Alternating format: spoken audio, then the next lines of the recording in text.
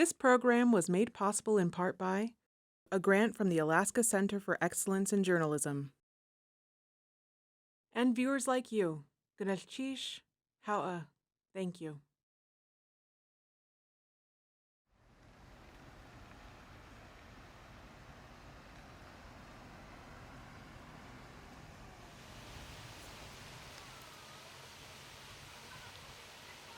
I definitely see safety in the community as, it's a principle that I care a lot about.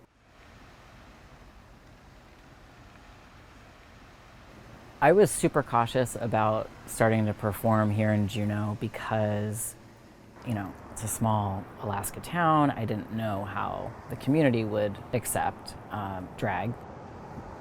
Even in a place where maybe the show is embraced, that doesn't necessarily mean that when you go out in the daytime as a, to some degree, less than typically masculine man, that you're going to be embraced in the same way. There were plenty of allies in the community. So I think that was a bigger indicator that, this would be okay. I just kind of figured that the community was ready and that it could be a place that supported all the different parts of me.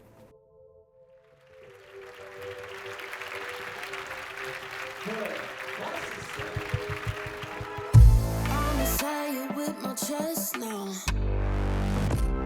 I got you figured out. Take me there like nobody else. It's so unfair. I get you all to myself. I like it like that, yeah, yeah, yeah. I like it like that, yeah, yeah,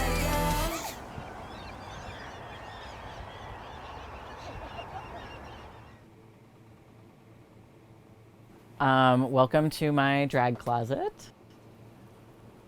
This is where all my costumes are. And you wouldn't know it, but this is totally organized, category of costume down the line. I can show you this pair of shoes, which is, these are the first shoes that I ever rhinestoned.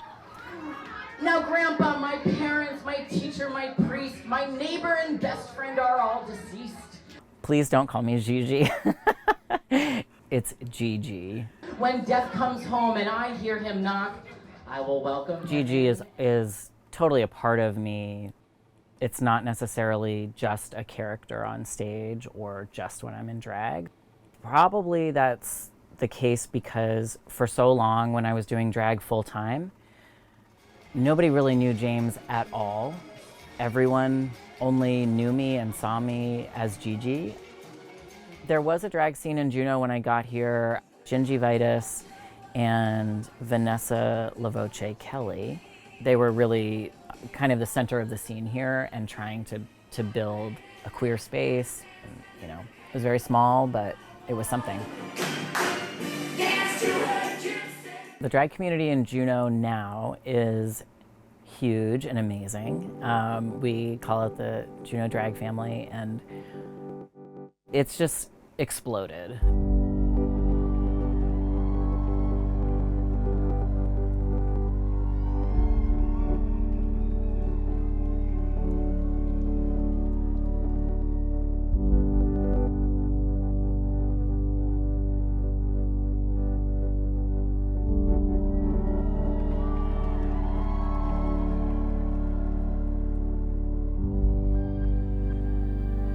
What's your blue steel? Can you do your blue steel? Am I can't even keep a straight face right now. It's hard. I'm Jose Cuervo, and I'm drag king.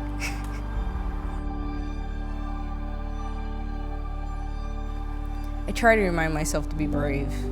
I'm really awkward. I'm an introvert, honestly. I do IT, and I don't talk to people. I'm losing my voice now by talking. I don't know, it's a more confident side of me. It's the side of me that's outspoken, ready to, go blow for blow kind of thing. So, yeah.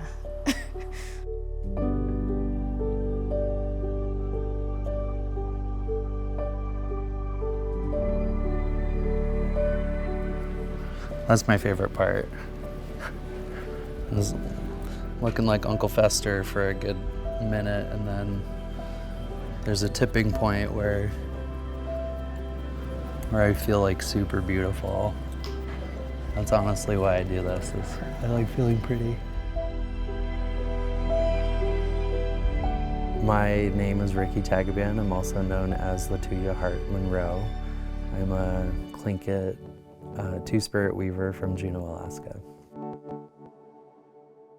I think with my drag persona, it's hard sometimes for me to focus on like one narrative, because sometimes I want to talk about really hard, delicate things.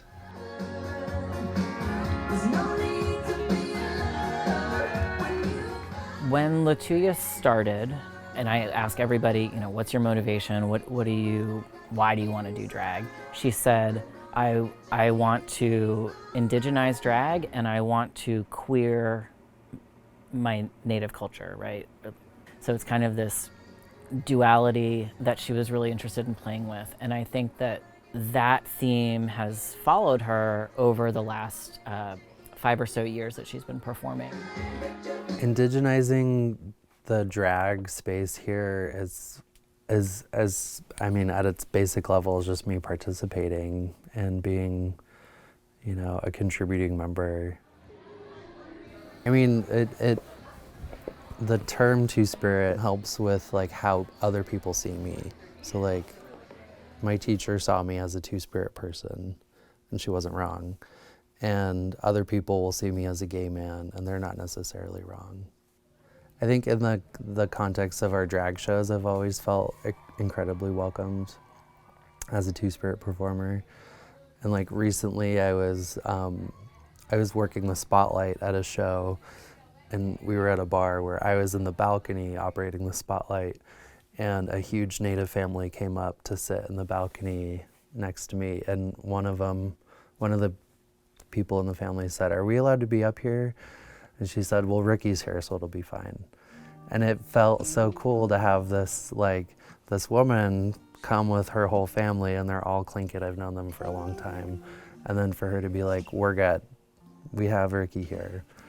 Just blending all those parts of myself and making it sparkle and be accessible to everyone. Follow me in the night, so you can keep me warm. In a small town, you know who the performers are. You do have a little bit of background. And so when you come into the show and you see Latuya, you know who she is. You know that she's this two-spirit powerhouse in the community. And the fact that she's using drag as another art form to express all of those identities, even if she's got a sequin gown on and doing a Diana Ross song, the message is still there.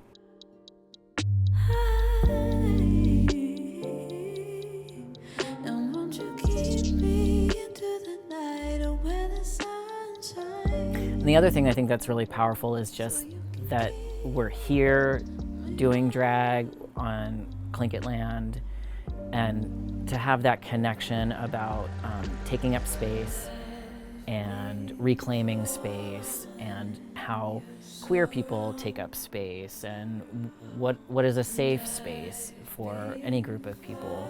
I think all of those questions kind of converge on the drag stage and in that room for those couple hours.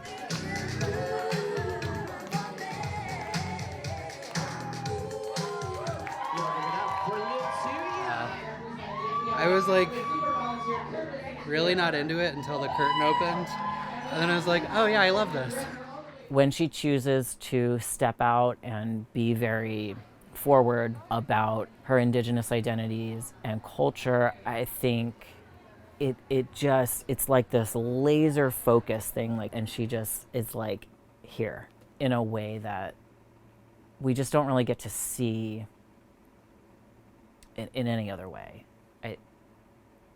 Obviously in Juneau, there's lots and lots of Alaska Native culture and art and performance and expression and history and education and all of it, and it's wonderful.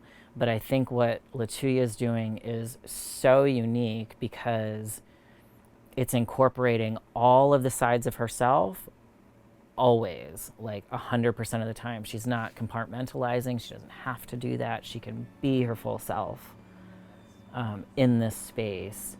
And that's the most powerful thing. I wanted to put land back because there's a line she says, she calls someone a real estate. She says, I'm gonna get me some land. And I wanted to flip that. When I feel like a collective gasp during a drag performance, that's kind of my favorite feeling ever. So I did a piece about Standing Rock a few years ago, like while the protests were happening. And that was one piece where I thought about it for months and was like, am I gonna get shot if I do this? Because I wanted to write Standing Rock on an upside down American flag and then use that in my performance. And I landed on, if that's how I go out, whatever. So I did the first few minutes of the Disney song Paint with All the Colors of the Wind from Pocahontas. And I had the flag inside of a garment that was kind of like Hollywood indigenous looking. And then it switched to Tanya Tuguk with Tribe Called Red. And I pulled it off and had the American flag showing, and it said Standing Rock across the flag. What surprised me about it was, and this shouldn't have surprised me, but the whole audience knew every word to Paint with All the Colors of the Wind. And I was like, okay, so we're getting our history from this like whitewashed Disney version of pedophilia at best, and you know, anyhow, everyone knew every word. And then I flipped it to talk about something that was current and happening, and the response was amazing.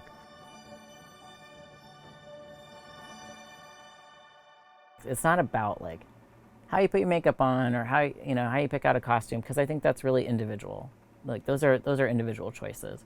But it's kind of like, what do you do with it? You know, once you're in drag, like why are you doing it? What is the whole point, and what are you trying to convey? And I think that's a piece that like a drag mother can really help somebody like become aware of, so that when they're going out to perform, they're not just doing, you know, step 1, 2, 3, 4. It's much more embodied, and it's much more aware, emotionally, physically, like relating to the space and the audience. And that's what I work with Latuya on all the time. I forgot to wish you all happy show. Happy show! Gigi Monroe is my drag mom. I was never gonna start without having a mentor, so meeting Gigi Monroe started that journey for me. Keep that applause going. This is one of our kings, and it is his first in-person show. But I don't really know how many kids I have at this point. Wow. Yeah, I know. But this person was incredibly talented at video editing and really brought our digital. A drag mother is so many different things to different people, and some people don't have drag mothers, and I didn't have a drag mother when I first started. I was like self-start, like immaculate conception kind of thing. I just appeared. Coming from Atlanta, coming from a really pretty stratified and organized community, there were families, there were houses. I eventually found my drag mother, Maya Monroe, after I'd already started, and we met because I had just chosen the name Monroe.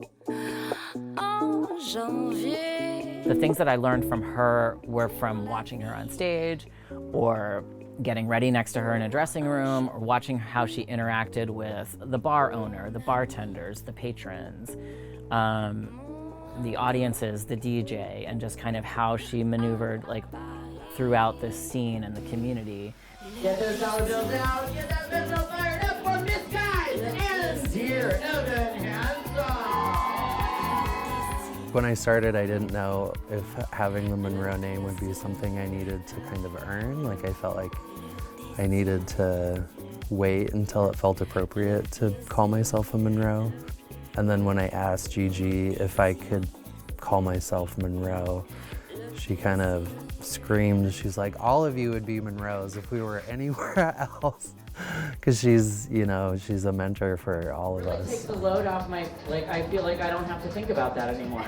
I think the transition from drag baby to drag mother to like 30 people, it really did evolve like naturally, organically. I had learned so much in my previous performing career about how to run shows and how to work with people, other performers, and mentor, that it was really easy. Like I could just flip those lessons right around and be like, well, this is what I was taught and I've seen it work, so let me just keep passing that. You know, I wanted a place for my own performance, my own art, my own creativity, to be out in the world. And that's kind of where it started from. And then it's grown and snowballed into all of this other stuff. And I think that my goal now has really shifted. It's had to focus on providing, you know, support and a sense of community for performers to just be able to express themselves and learn how to do this craft in a really high quality way, first and foremost. And then I think the secondary motivation is around creating a culture here and like creating a scene here where drag is understood. It's seen for what it is, which is a queer art form that anybody can take part in. There are lots of different styles, there's lots of different varieties, and hopefully something for everybody. And it just feels like it's a necessary piece of like the arts and culture scene in a community.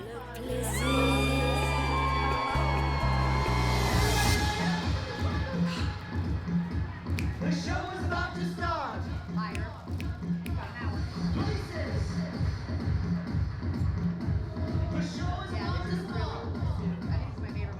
Do you remember the first time that you saw a drag king, or the first one that you connected with where you could see yourself doing what they were doing? Oh man, that's a good one. It had to be here when I moved here. I never know where to look on this thing. I know, everything's blurry to me I think anyway. it's a little green dot, isn't it? Why do we have so many drag kings in Juneau? I have no idea. When we started, I think we had 2 or 3 who were part of an initial core, and that just inspired other people to want to be part of it. You know, they needed to see somebody like them represented on stage, and once people did, you know, they were like, okay, there's probably space for me.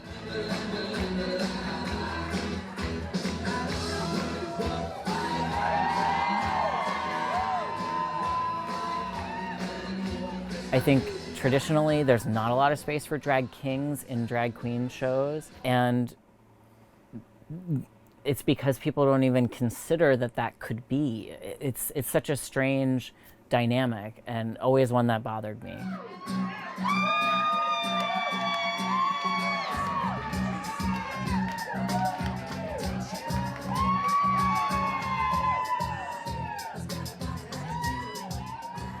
I grew up like the other half in Florida, like all over Florida, honestly.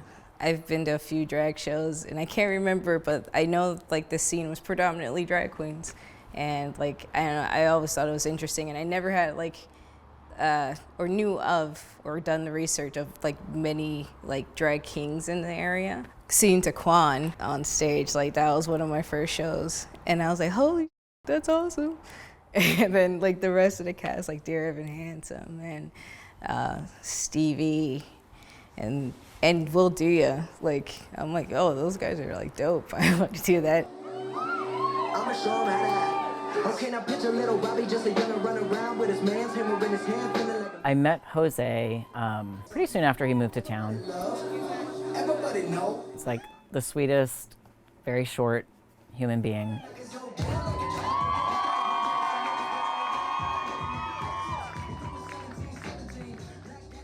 You know, when I talked to him about like why he was interested in drag and what made him want to do it, he did give the impression that it was about, you know, more than just kind of going out there and having fun.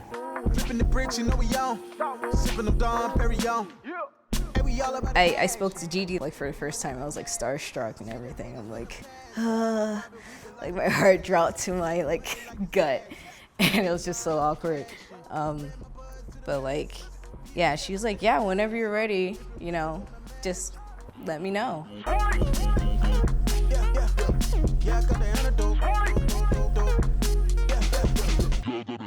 I feel that drag is a great platform to just remind people about the injustices for Black people for hundreds of years. And I just want to remind people of that, like, I'm deeper than my skin color.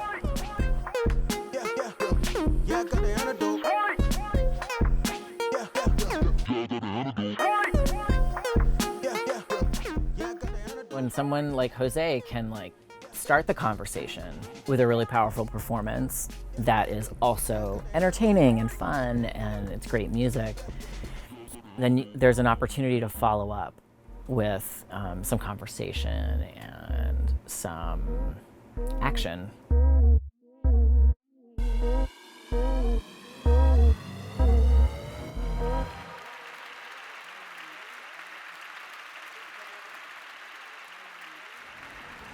I was taught to love everybody. And like, you know, despite the color of their skin, I don't see myself any different than the next person. Cause like, I don't know, racism gets me. And I just want to remind people that like, if I were to die today and a white person needed my kidney or my liver and we're a matching blood type, it doesn't matter what kind of skin color I had, I saved your life. And vice versa, you know, like people are more than their skin. We're all one race, we're a human race.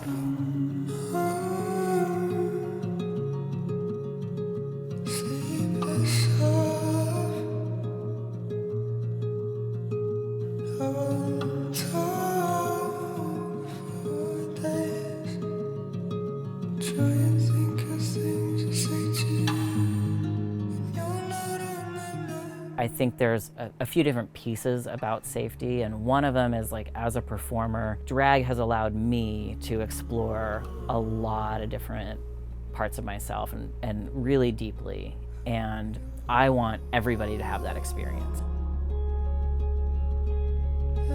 How did Juneau receive you? Ooh, that's a good question. I don't know. I honestly don't know. If someone says, hey, you're Jose, and I'm like, yeah. And they're like, you're amazing, and I'm like, okay. Like, thank you. I'm glad you like it. Like, I don't know, I'm just like flattered. Like Jose is like the other side of me. It's my other, it's the part of me, you know, like kind of things that I feel deeply about, and I wouldn't talk about something that I don't feel deeply about. So.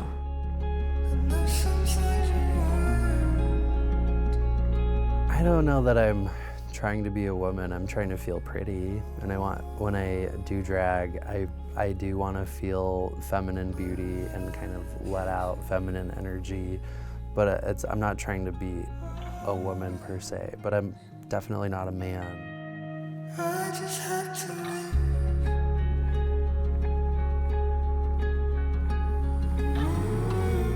Our shows are really a safe space, and I mean, Alaska is as liberal as Juneau is, and there's so many pockets of like liberal places. Alaska is still very conservative.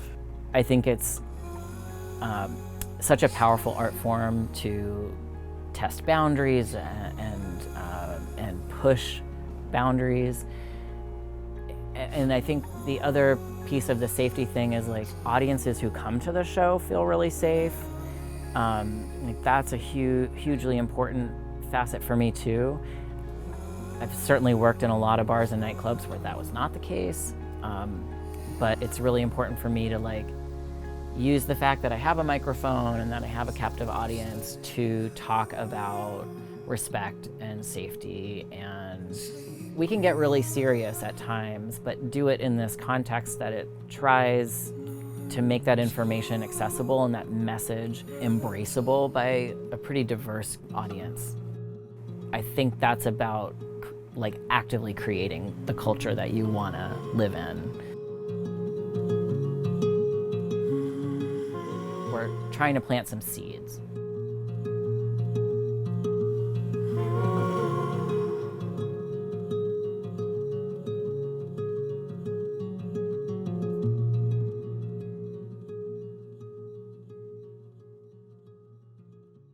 I know that it has really weird connotations, but I feel like you just told me that there's like a drag church and you're the preacher. Like that's how that just came across. Just planting seeds. I'ma say it with my chest now. I got you figured out. It's something that you got, babe. It has me going wild.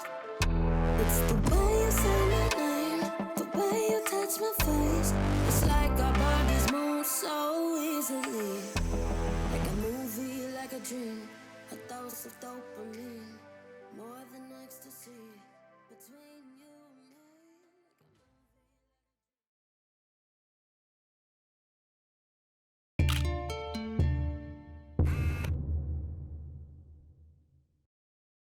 This program was made possible in part by a grant from the Alaska Center for Excellence in Journalism. And viewers like you. Thank you.